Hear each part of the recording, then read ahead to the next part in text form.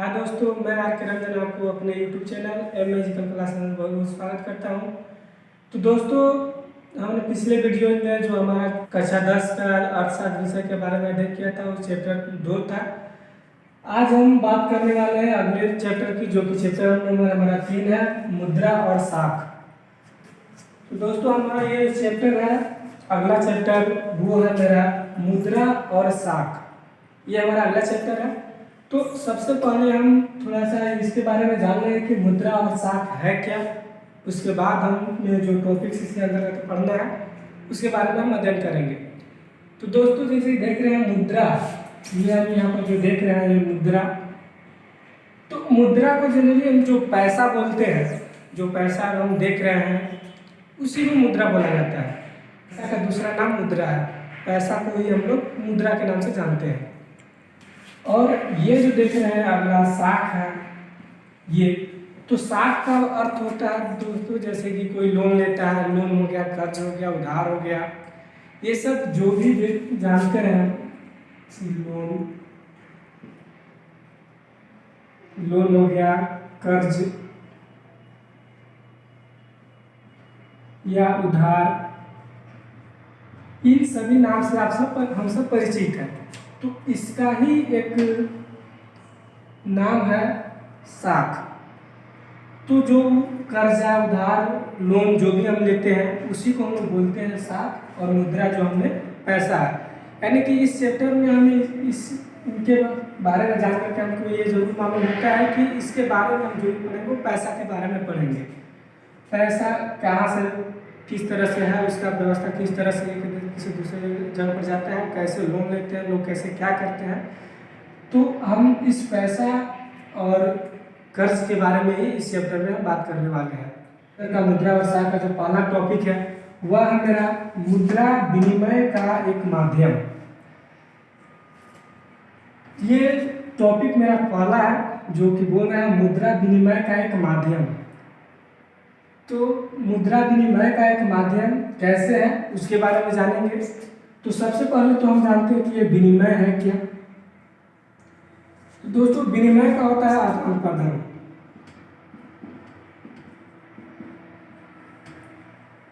विनिमय का मतलब होता है आदान प्रदान, मतलब वस्तुओं का अदला बदली।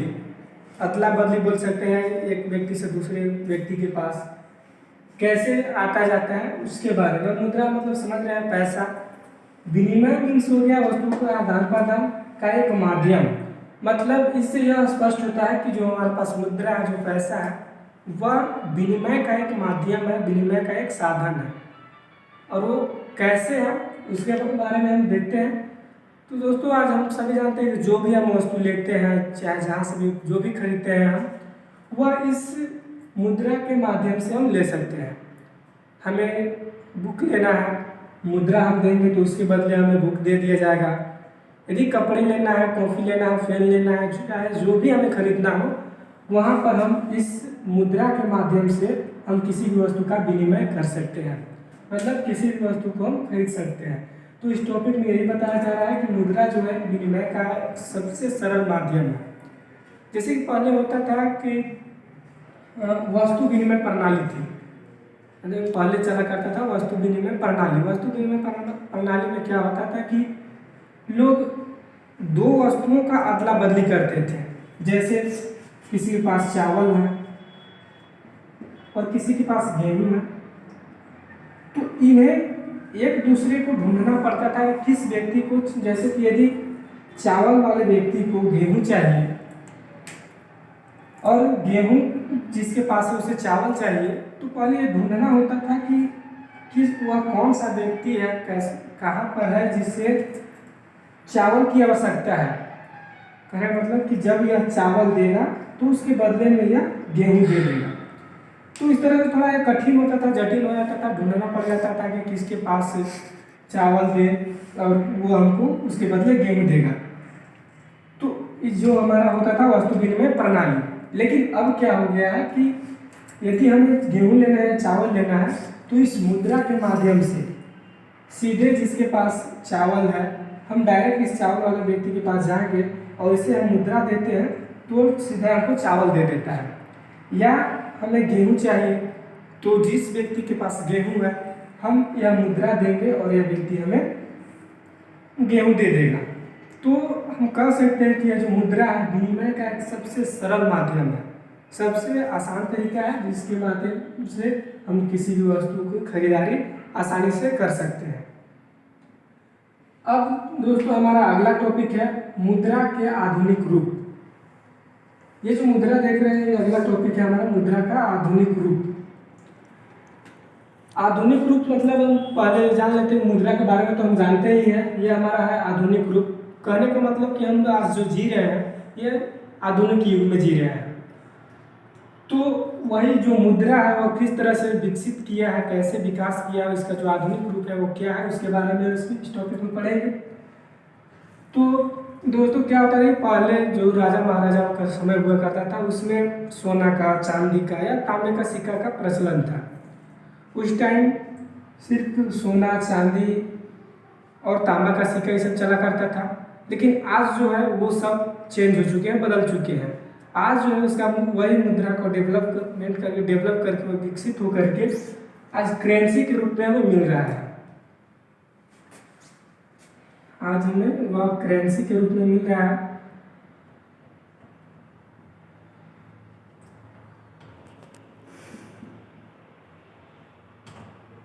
हमें करेंसी के रूप में मिल रहा है, जैसे कि नोट जो हम देख रहे हैं, जो आज हमें नोट मिलता है या सिक्का मिल रहा है, उन सबको हम करेंसी बोलते हैं। तो जो पहले जो सिक्के चांदी के, सोना के, तांबा का हुआ करती थी वह आज करेंसी के रूप में मिल रहा है, मतलब नोट के रूप में मिल रहा है या और सिक्का के रूप में मिल रहा है। तो वही जो तांबे चांदी का जो सिक्का हुआ करता था वह विकास होकर के, विकसित होकर के उसे करेंसी में बदल दिया गया और आज वह हमें नोट के रूप में मिल रहा है। तो यही है मुद्रा का आधुनिक रूप। जो हम आज जो भी मुद्रा देख रहे हैं वो सब करेंसी जो है वह मुद्रा का आधुनिक रूप है, जो कि पहले ये सब नहीं हुआ करता था। अब जो है दोस्तों अगला टॉपिक है हमारा बैंकों की ऋण संबंधी गतिविधियां। ये देख रहे हैं बैंकों की ऋण संबंधी गतिविधियां, मतलब बैंक जो है यदि हमें लोन लेना होता है तो हम लोग क्या करते हैं कि बैंक से लेते हैं। भले हर एक कोई बैंक से लोन नहीं ले पाता है, लेकिन फिर भी जो बिजनेसमैन वगैरह होते हैं तो वो सब क्या करते हैं कि बैंक से ऋण लेकर के अपने काम को, अपने बिजनेस को आगे बढ़ाते हैं। तो बैंक जो है जो भी ऋण लेता है उससे किस प्रकार से हैंडल करता है, उसका गतिविधि क्या है, कैसे ऋण लेता है, लोगों को ऋण देता है, उसके बारे में हम पढ़ेंगे इस टॉपिक में कि बैंकों की ऋण संबंधी गतिविधियाँ। तो दोस्तों ये जो बैंक है इस बैंक को सुन करके हमारे माइंड में एक ऐसा स्ट्रक्चर बनता है जिसमें कि हम जानते हैं कि वहाँ पर हमें पैसा जमा करना है और पैसा निकालना है। जो हम लोग जनरली करते हैं कि बैंक में अब तो पैसा जमा करते हैं और पैसा निकालते हैं, लेकिन उसके अलावा बैंक का और भी कार्य है जो कि बैंकों को लोगों को ऋण देना और उनसे ब्याज वसूलना। तो जैसे दोस्तों क्या होता है कि कोई भी बैंक जो है हम व्यक्ति हैं, हम एक ग्राहक है, हम बैंक में पैसा जमा किए। बैंक में पैसा जमा करने के बाद क्या होता है, जो भी पैसा हम जमा करते हैं उसमें से उसका जो 50% होता है वह अपने पास रख लेता है। जैसे कि यदि हम 10,000 जमा करते हैं बैंक में तो इस 10,000 का जो 50% होता है वह बैंक अपने पास रख लेता है। इसका 15% अपने पास रख लेगा। उसके बाद जो भी पैसा बचता है 10,000 का 15% रखने के बाद जो भी पैसा बचता है वह उसे कर्जदारों को लोन दे देता है।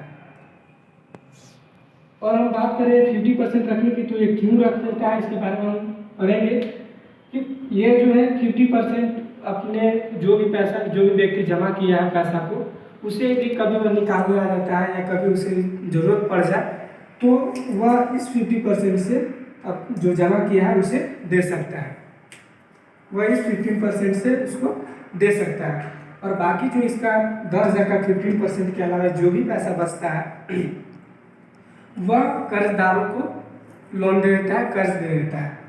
और उससे जो पैसा प्राप्त होती है उससे ही अपना बैंक को चलाता है। जैसे इससे और हम सरल तरीका से समझते हैं।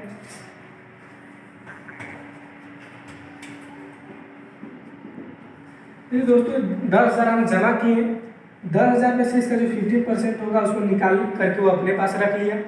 रखने के बाद आप ये भी जानते हो कि हम जो भी पैसा बैंक में जमा करते हैं उस पर हमें ब्याज मिलता है।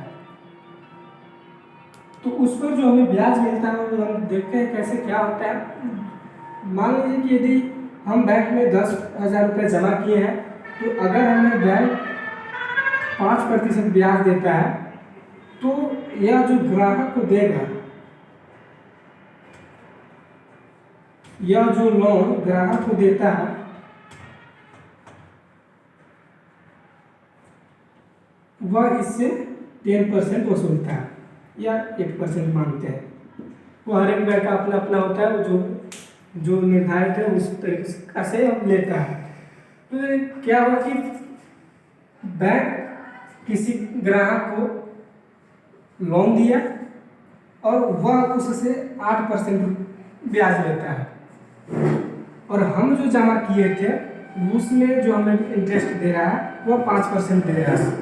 तो इन दोनों का 20 का जो हमारा 3% बचता है, वही 3% से अपना बैंक की सारी गतिविधियों को देखता है, या बैंक के जो वर्कर्स हो गए, मैनेजर्स हो गए, जो भी वहाँ पर काम कर रहे हैं लोग, उनका जो वेतन या जो भी जिस तरह का अपना बैंक का मैनेजमेंट होता है वह इस 3% से ही करता है। यह 3% से करता है।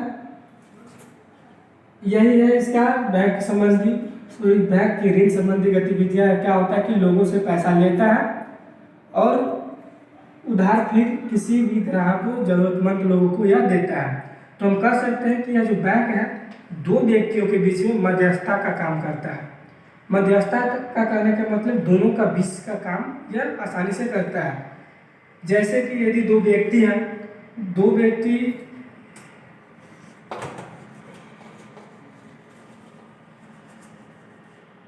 क्योंकि यहाँ पर दो व्यक्ति हैं, इसके पास पैसा है और इसके पास नहीं है। इस व्यक्ति के पास पैसा है, इसके पास पैसा नहीं है, लेकिन इसे पैसा की जरूरत है, और इसे जब पैसा की काम है तो यह क्या करेगा कि बैंक में जमा करेगा।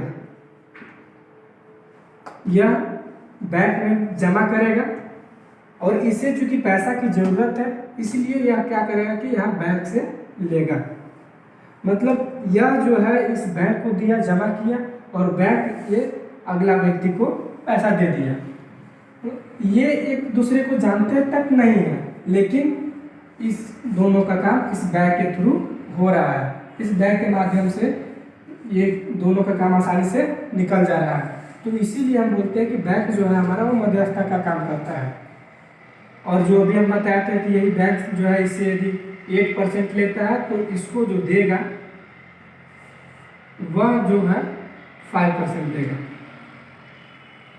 जो व्यक्ति बैंक में पैसा जमा किया है उसको इंटरेस्ट यानी ब्याज दे रहा है 5%, और जो व्यक्ति बैंक से लोन लिया है उससे वह वसूल रहा है 8%।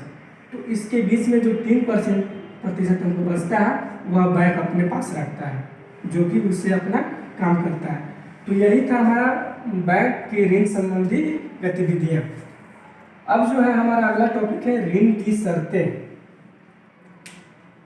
ऋण मतलब जो हम पैसा ले रहे हैं, उधारी ले रहे हैं, बैंक से जो हम उधार लिए उसको ऋण भी बोलते हैं। तो आखिर किन किन शर्तों पर वो क्या शर्त है, कैसे बैंक किसी को कर्जा देता है, ऋण देता है, उसके बारे में हम यहाँ पर पढ़ेंगे।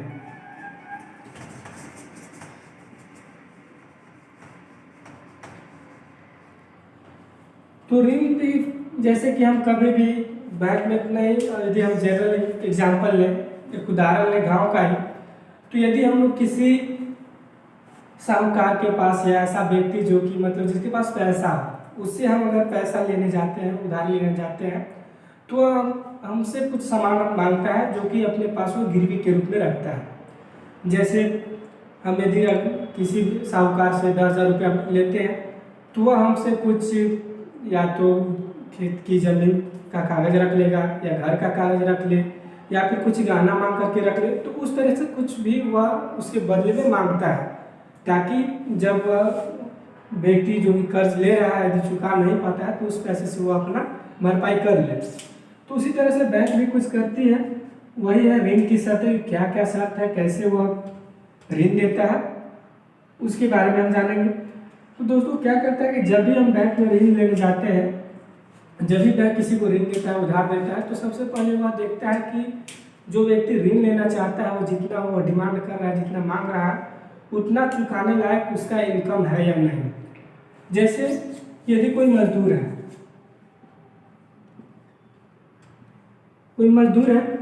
और बैंक के पास जा करके यह बोलता है कि हमें 1 लाख रुपया चाहिए। ध्यान से समझिएगा दोस्तों, कि एक मजदूर है और वो बैंक से बोलता है कि हमें 1 लाख रुपया ऋण चाहिए, उधार चाहिए, लोन चाहिए। तो सबसे पहले यह जो है बैंक देखता है कि यह जो व्यक्ति मजदूरी कर रहा है, क्या यह 1 लाख का भरपाई करने में सक्षम है।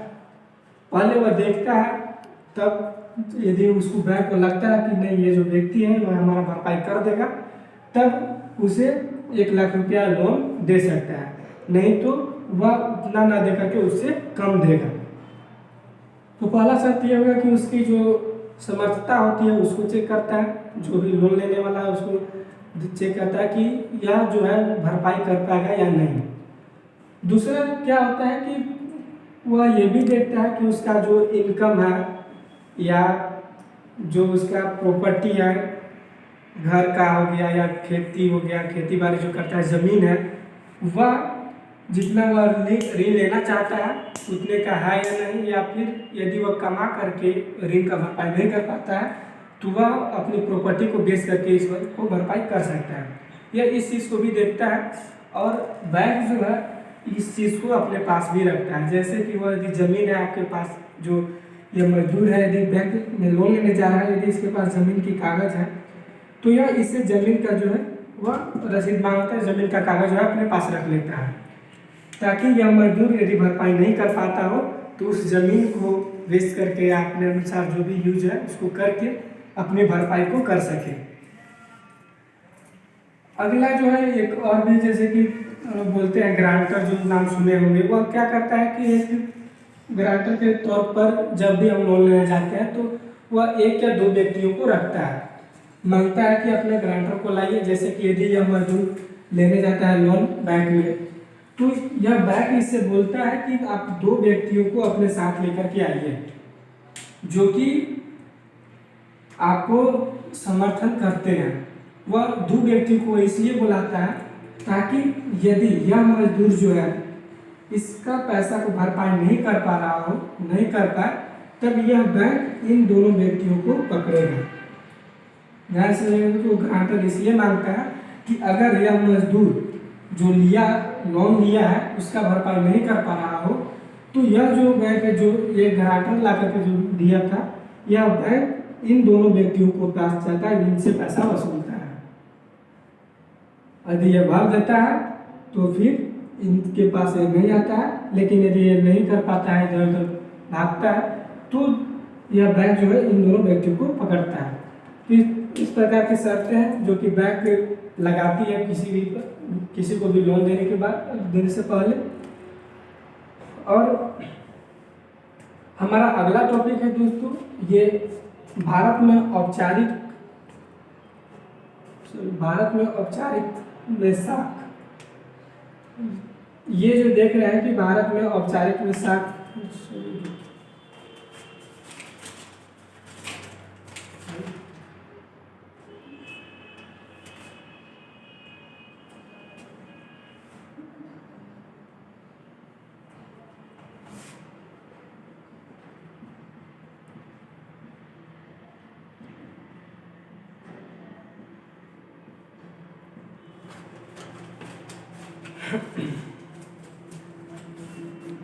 ये जो देख रहे हैं हमारा अगला टॉपिक है, और इस चैप्टर का लास्ट टॉपिक जो बोल रहा है कि भारत में औपचारिक क्षेत्रक में साख।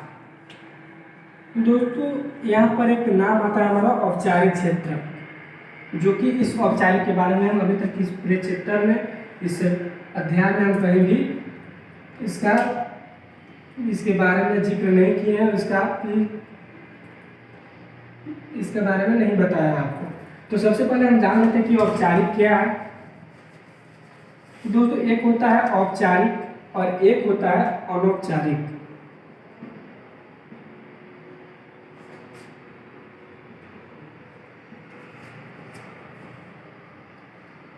एक हो गया हमारा औपचारिक और दूसरा है अनौपचारिक क्षेत्रक। तो दोस्तों, ये जो औपचारिक क्षेत्रक आप देख रहे हैं, अनौपचारिक क्षेत्रक, तो जैसे कि हम अभी एक एग्जांपल दिए थे आपको, एक बैंक और एक साहूकार। एक बैंक और एक साहूकार। तो ये जो बैंक, जो हमारा ये जो बैंक देख रहे हैं, यह जो आता है बैंक वगैरह हो गया, या जो आजकल गांव में महिला स्वयं सहायता समूह चल रहा है, वो सभी जो है हमारा औपचारिक क्षेत्र के अंतर्गत आते हैं। और अनौपचारिक क्षेत्र में होता है जैसे कि साहूकार हो गया, या कोई हमारे रिश्तेदार हो गए, या कोई अमीर व्यक्ति जिससे हम लोन लेते हैं, कर्जा लेते हैं, तो वह लोग जो होते हैं वो हमारे अनौपचारिक क्षेत्र के अंतर्गत आते हैं।